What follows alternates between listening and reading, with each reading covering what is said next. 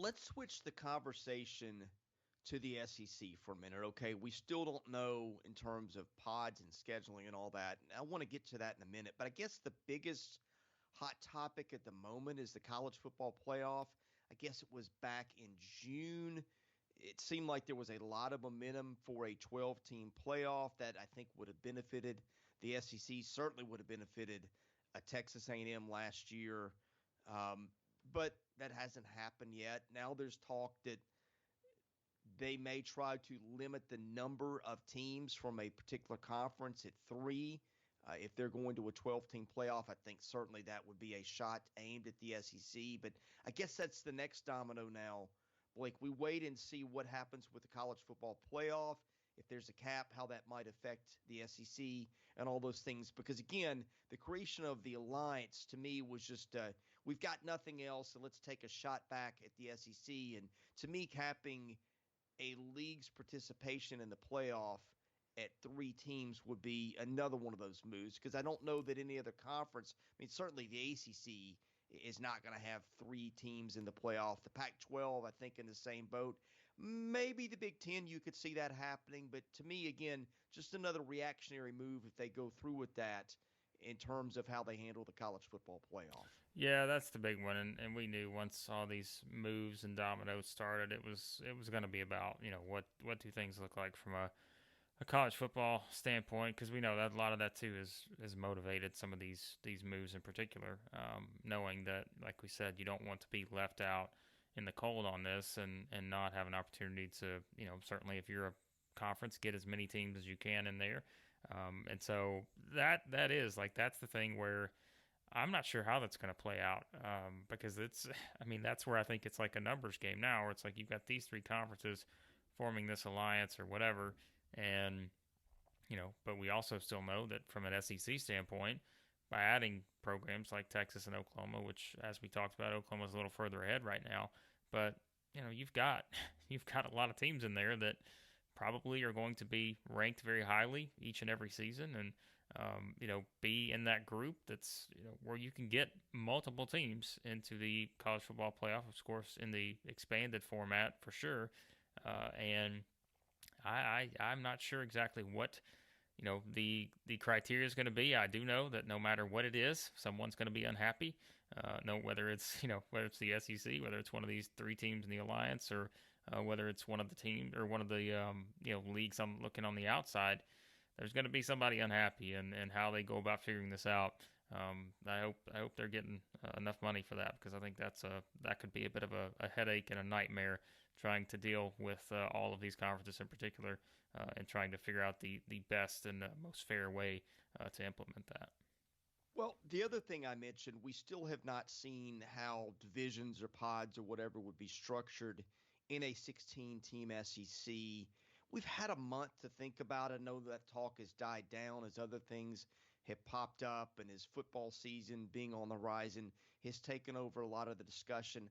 The more I think of it, I still like the idea of 14 pods where you play everybody in football in your pod, and then maybe you play one team or two teams outside of it. I guess if you did everybody in your pod during football season, that's three games. If you did two teams in the other pods in football, that would be another 6 games. So that would be 9 games, which seems like a number right now. That's a good number. It's not expanding your conference slate that much more. It's not going to 10 like it went to last year. It's more than 8, which is good for TV, but it also allows you 3 games outside your league, which you kind of need to try to get to 6-6 or whatever your goal might be if you're a struggling program. So to me, Blake, I look at it from a football standpoint. I like the fact if you go to 14 pods, it lends itself to that. I think what you can also do is, let's say if you're Georgia, you play every team in your pod, and then you play the other two teams, or you play two teams in each of the other 3 pods.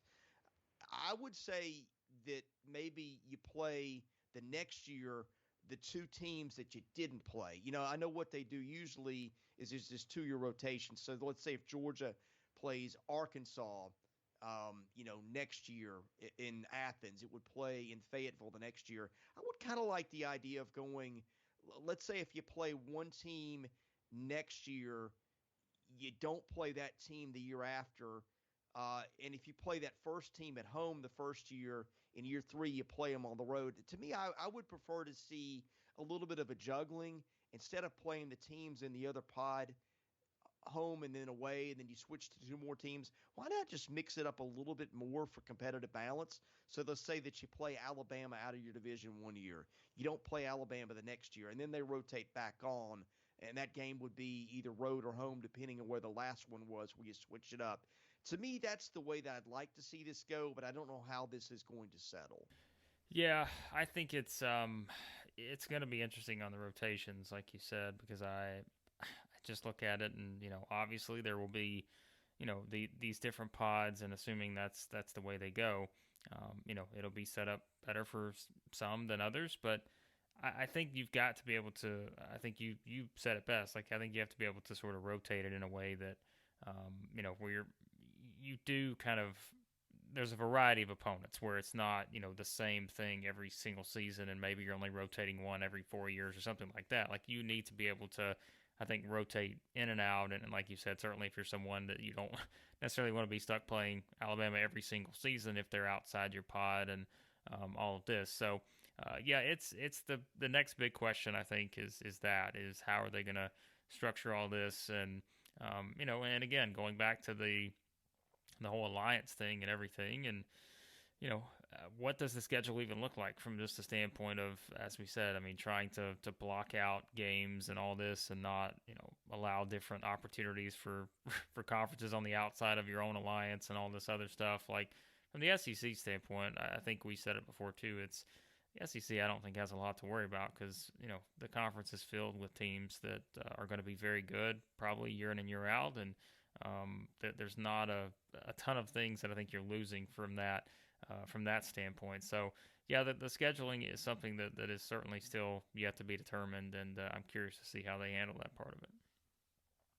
Yeah, the only bad thing about that from a football standpoint would be that you've got an uneven number of games. So some teams are Yeah. going to have 5 home games 1 year and 4 the next. But I mean, those are one of those things that evens out over time. To me, that is still the best solution of it. But I don't know how this will settle. Basketball and baseball, I don't know. I kind of like the idea of the pod system too. And then again, you could get more rotation of who you play. I guess in basketball, you could still play everybody every year. You could play home and home with the teams in your pods, and you could play everybody throughout the league one time a year. And again, you flip those if they're home 1 year, they're next.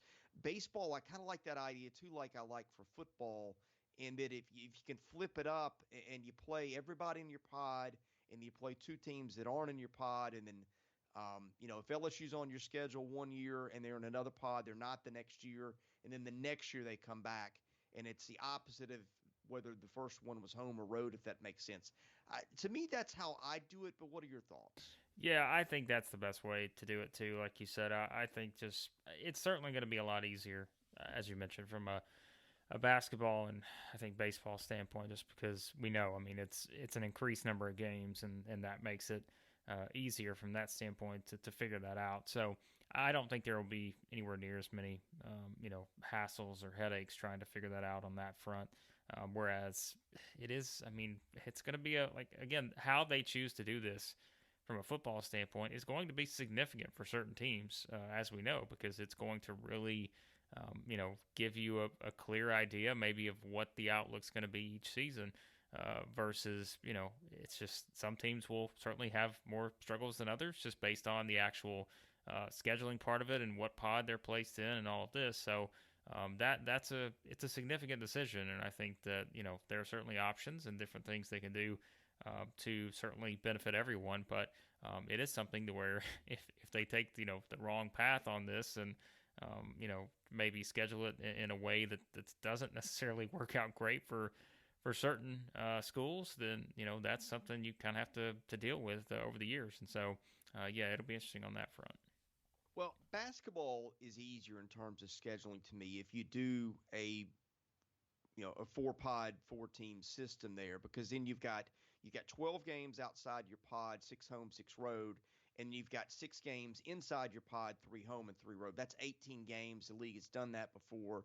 Baseball is a little harder if you adopt the football model because now instead of 9 series, you're doing 10. I don't know how you do that. I don't think that the league would want to go down 1 series. So that is one complication with baseball that exists that I hadn't thought of. But I don't know. Maybe you have a permanent opponent in baseball, like you do in football, and maybe if you want to go to 10 games in football, maybe that's how that resolves too. Is like you take the permanent opponents that exist if they're outside your pod and do it that way. But that's the one complication.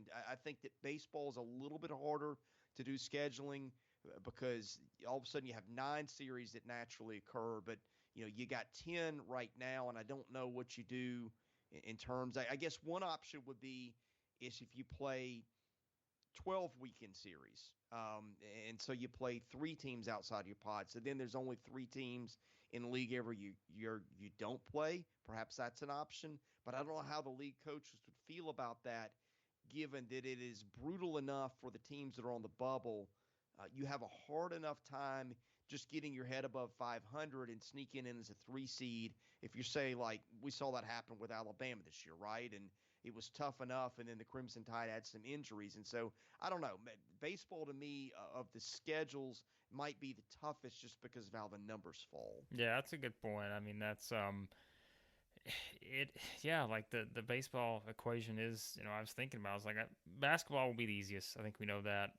But yeah, I mean, I was like, maybe football is the toughest. But no, you're right. I mean, I think that baseball could, just because of what you said about, potentially what that means from a seeding standpoint and all of that, and just the grind that you could perhaps be thrown into, knowing that it's already a grind just based on the overall standing of the league. So, yeah, they've got some big decisions to make on this because it's going to determine a lot. And like we said, I think it's for certain schools in particular, and things have changed every year from who's the better teams, who's not, and some teams will be up, some teams will be down, but it's a big part of the equation, I think, for how this is going to benefit everyone, and what the coaches think about the scheduling situation and all that. It will be interesting.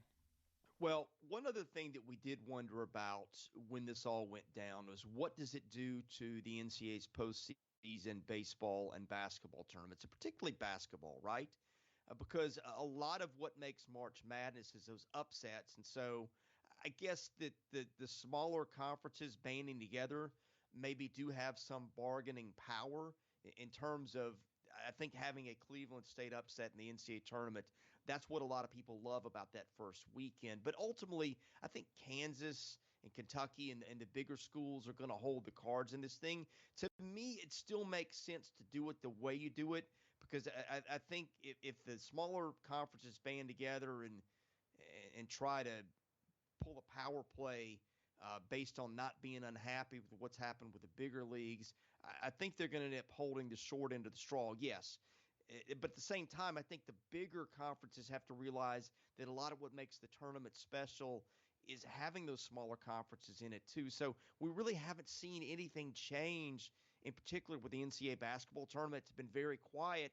But the more that I look at it, Blake, it seems to me like there's enough incentives in place for everybody to kind of keep it the way that it is at the moment. Yeah, I would hope that there's not a lot of significant changes on that front, but that is one of the things that I think worries people, and understandably so, is if that does change sort of the dynamic of the NCAA tournament in basketball, because as you said, it's one of the main draw for the NCAA tournament is the fact that you do have these underdogs, and you've got the first round upsets and all this other stuff, and um, I do have a little concern about that because I don't want it to turn into a situation where we're seeing all these conferences band together or teams switch and all this other stuff, and all of a sudden maybe there's a bigger impact on the mid-major, low-major type schools when it comes to the tournament that we're not thinking about now. But that is something. But you know what? I say that too, and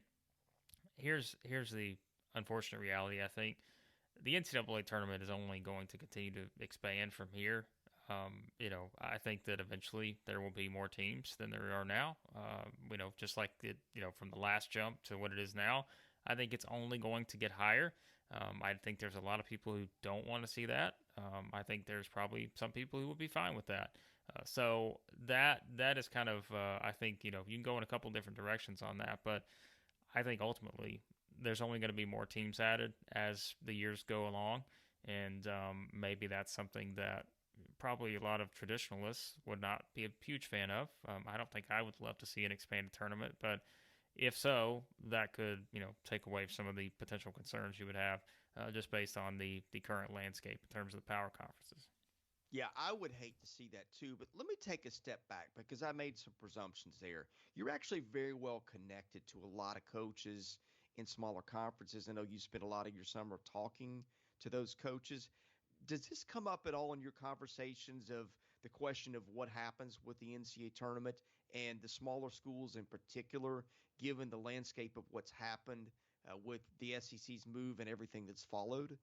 I can't say a lot of guys have had a lot to say about it. I will say that I think for them there is, and again I'm not speaking for anyone in particular here, but I do think there are probably some coaches that are already looking at this and saying, well, we've been through this before in terms of the NCAA not necessarily giving our league or another comparable league credit for having perhaps multiple teams that are NCAA worthy type teams. So, in this scenario, if another mid-major team gets bumped out in favor of whatever an ACC, Pac-12, any of those teams, um, is it a surprise? Probably not, just because again I think they're unfortunately the NCAA kind of for a while there they've done a lot better job of it, but for a while there I think it was just you always expected that where you'd see a mid-major team that you thought really deserved a shot to get in there get left out in favor of a middle to pack power conference team. And I'm sure there's worry that that trend is only going to perhaps go back in that direction with the way everything's unfolding with the conferences at the power conference level. But I don't know that perhaps there's any change in expectations other than if you're someone in these smaller conferences, to get into the NCAA tournament, quite frankly, a lot doesn't matter what you do in the regular season. It's you have to win your conference tournament to get in, and I don't think that's going to change for them, no matter what, based on how everything is unfolded.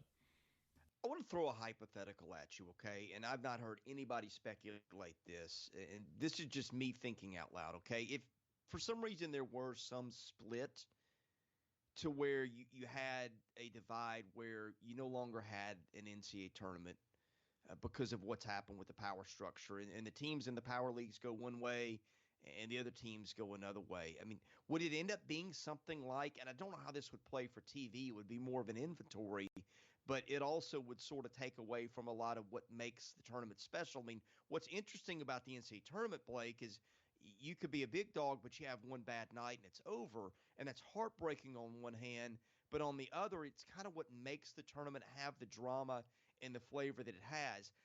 I don't know if there's ever a possibility to where, let's say that the power conferences go their own way with their own tournament. Does it become something like the NBA, where you've got a 16-team playoff and you've got a best of 5 series? I don't know if it takes on that kind of shape, in which case the powerhouses are going to advance, and say you've got a best of a 5 championship series. I don't know what that would look like. That's a lot of games. I don't know that you could do 5-game series, but maybe you could do threes. I wonder if anything like that would be possible if they split. Again, I don't think there would be. I think that there's too much ingrained of the culture of college basketball that, to me, to make a switch to another way, I think it would just not be as much fun, frankly. That's my opinion. But I do wonder, I've been thinking okay, if this ever splits up and the power conferences go one way and everybody else goes another, all of a sudden you don't have as many teams to make up a tournament. I don't think, well, first of all, you wouldn't have 68 teams, right? So it would have to be some other number. I do wonder if it does become more like a pro model to where, and I don't think this again is going to happen, but I'm just thinking of what it would look like to where you have series instead of a single elimination tournament. Yeah, I think this is like these possibilities are only going to grow from here on, to where, yeah, I like you. I don't love it. Like I don't love any of these potential options, but I do think these are options they will eventually consider as things continue to shift in terms of the landscape with conferences and everything, and like you said, potential splits and all this other stuff. I I think that we're probably only headed towards more teams, more games. Networks certainly aren't going to be upset about that, and I think that's probably the direction we head. I don't know if they'll go the series route or anything like that, but I do think we are headed towards an eventual expansion of some sort. Just in terms of the NCAA tournament, not knowing any idea what that's going to look like. Maybe it is completely different than anything we could expect, but I think that's the direction we're headed in. Blake, anything we didn't get to today on the topic of conference expansion that you feel is worth bringing up? Nope, I think it's just waiting to see what other dominoes fall at this point. Really, I think that's what it comes down to is what's the next domino, because there's going to be more, and how does that impact the ones that are already that have already fallen. And I think that's we're in the wait and see mode now to see what's next. Well, and that's the way it goes. It's speculation because you just never know what's next. And even if something sounds crazy, look, nobody had Texas and Oklahoma to the SEC on their bingo card 2 months ago, and now here we are. So anyway, thank you for listening to today's episode of the 14. He's Blake Lovell. I'm Chris Lee. We'll be back with more of these very soon.